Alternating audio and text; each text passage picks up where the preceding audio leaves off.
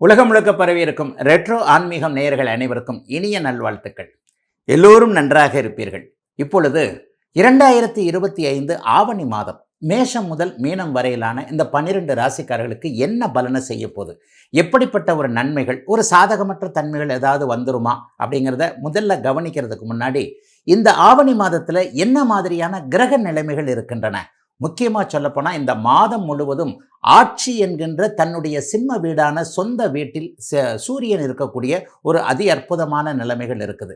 மற்ற கிரகங்கள் ராஜ கிரகங்களான ராகு கேதுக்கள் குரு சனி இவங்க ஏதாவது ஒரு மாதிரியான பாபத்துவமான கெடுபலன்களை தரக்கூடிய நிலைமைகளாக இருக்கிறாங்களான்னு பார்த்தீங்கன்னா கண்டிப்பாக கிடையாதுங்க.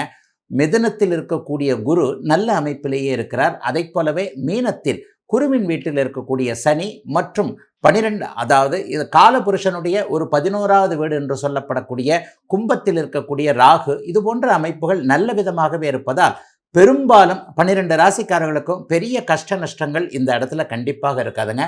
இப்பொழுது தனித்தனியாக என்ன மாதிரியான பலன்களை மேஷம் முதல் மீனம் வரையிலான ஒரு 12 ராசிக்காரர்களுக்கு செய்யும்ன்றதை பார்த்துடலாம். முதல்ல மேஷராசிக்காரர்களுக்கு மிகவும் ஒப்பற்ற அதிர்ஷ்டமான நல்ல மாதமாக இந்த மாதம் கண்டிப்பாக அமையுங்க. ஏன்னா உங்களுடைய 5ஆம் அதிபதியான சூரியன் இப்போது 5ஆம் இடத்திலேயே மாதம் முழுவதும் ஆட்சியாக இருக்கக்கூடிய நிலைமையில் ராசிநாதன் செவ்வாயை பார்த்தீங்கன்னா அவர் 6ஆம் வீட்டில் கடன் எதிரி போன்ற அமைப்புகளை தடுக்கக்கூடிய நிலைமைகளில் இருக்கிறார். ஆக அதிர்ஷ்டம் செயல்பட போகிறது, வருமானம் ஓரளவிற்கு நன்றாக வரப்போகிறது. வேலை தொழில் வியாபாரம் இந்த மாதிரியான அமைப்புகளில் இதுவரைக்குமே நிம்மதி இல்லாமல் இருந்தவங்க வியாபாரம்லாம் ஆகுதுங்க, ஆனால் பணத்தை தாங்க கண்ணில் பார்க்க முடியல, லாபத்தை தாங்க பார்க்க முடியவில்லை என்கின்ற மாதிரியாக வேலை தொழில் அமைப்புகளில் நிம்மதியற்று இருந்தவர்கள், அதிர்ஷ்டமற்று இருந்தவர்கள் எல்லோருமே அதிர்ஷ்டத்தை உணரக்கூடிய ஒரு அற்புதமான நல்ல மாதமாக மேஷராசிக்காரர்கள் எல்லாருக்குமே இந்த மாதம் அமையுங்க. ஆரோக்கியம் இல்லாமல் இருந்தவங்க ஒரு 50-60 வயசு ஆச்சு, அப்படி சொல்கிறாரு டாக்டர், இப்படி சொல்கிறாரு டாக்டர், எனக்கு மறுபடியும் ஹெல்த் இஷ்யூஸ் இல்லாமல் நல்ல விதமாக ஆரோக்கியமாக மீண்டு வருவேனா, இந்த ஆவணி மாதத்தில் உண்மையிலேயே அந்த ஆரோக்கிய குறைவுகள் எதுவும் இல்லாமல் ஒரு 10 வயது குறைந்தாற் போல எல்லாம் ஒரு தடுக்கப்படக்கூடிய அமைப்புகள் சர்வ நிச்சயமாக உண்டு. 11ஆம் இடத்துல பாருங்க, லாபஸ்தானம் வெற்றி ஸ்தானம்னு சொல்லப்படக்கூடிய 11ஆம் இடத்துல ராகு இருந்து குருவின் பார்வையில் இருக்கிறார்.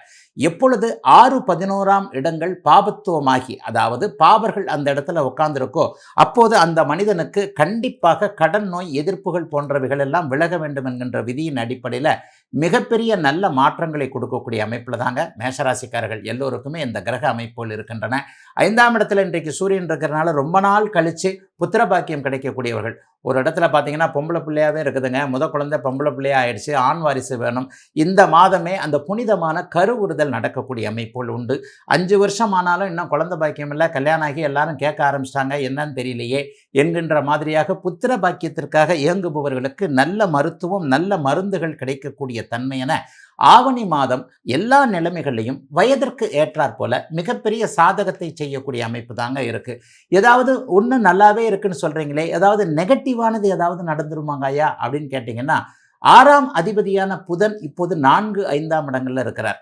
சிலருக்கு மட்டும் பிள்ளைகளால் கொஞ்சம் கடன் வாங்கக்கூடிய சூழல்கள் வரலாம், அம்மாவோட கொஞ்சம் கருத்து வேற்றுமை ஏதாவது ஒன்று வரும். இப்படி அம்மா சொல்கிறத நம்ம கேட்க முடியாமல் அல்லது அவங்களுக்குன்னு நம்ம எதையும் செய்ய முடியாமல் தூரத்தில் இருக்கக்கூடிய தாயை பார்க்க முடியாமல் இருக்கக்கூடிய அமைப்புகள் என தாய் வழி அமைப்புகளில் மட்டும் கொஞ்சம் கஷ்டங்களை செய்யக்கூடிய அமைப்பு, அல்லது நம்ம என்னதான் செஞ்சாலும் அம்மாவுக்கு திருப்தி இல்லாத ஒரு அமைப்பு, அம்மாவால் வந்தவர்கள்னு சொல்லப்படக்கூடிய நம்ம கூட பிறந்தவங்க இருக்கிறாங்களே அக்கா தங்கச்சி என்ற மாதிரியான பெண் சகோதரிகளுக்கு எதுவும் செய்து கொடுக்க முடியாத நிலைமை, அதன் மூலமாக அம்மாவுடைய வருத்தம் என்பது போன்ற அமைப்புகள் இப்போது மேஷராசியில் இருக்கக்கூடிய நடுத்தர வயது உள்ளவர்களுக்கு இருக்கக்கூடும் என்பதால் இதை தவிர பெரிய சாதகமற்ற அமைப்புகள் எதுவும் இல்லாத ஒரு நிறைவான நல்ல அமைப்புகளில் தாங்க மேஷராசிக்காரர்கள் எல்லாருக்குமே இருக்குது. ஒரு சிலருக்கு பார்த்தீங்கன்னா அந்நிய இன மத மொழி பேசுகின்றவர் மூலமாக ஒரு நண்பர் இருக்கிறாரு, என்னுடைய மதத்துக்காரர் கிடையாது, என்னுடைய மொழி பேசுகிறவர் கிடையாது, என்னுடைய நாட்டுக்காரரே கூட கிடையாது, எல்லாத்துலேயும் டோட்டலாக டிஃப்ரெண்ட்டானவர், அவர் மூலமாக நல்ல அறிமுகம் கிடைக்கிறது, அவர் மூலமாக நல்லவைகள் நடக்கிறது என்பது போன்ற இந்த சாதகமான அமைப்புகளும் இருக்கக்கூடிய எதிலும் ஒரு நிறைவுகள் கிடைக்கக்கூடிய அருமையான யோக நல்ல மாதங்க மேஷராசிக்காரர்கள் எல்லோருக்குமே இந்த மாதம்.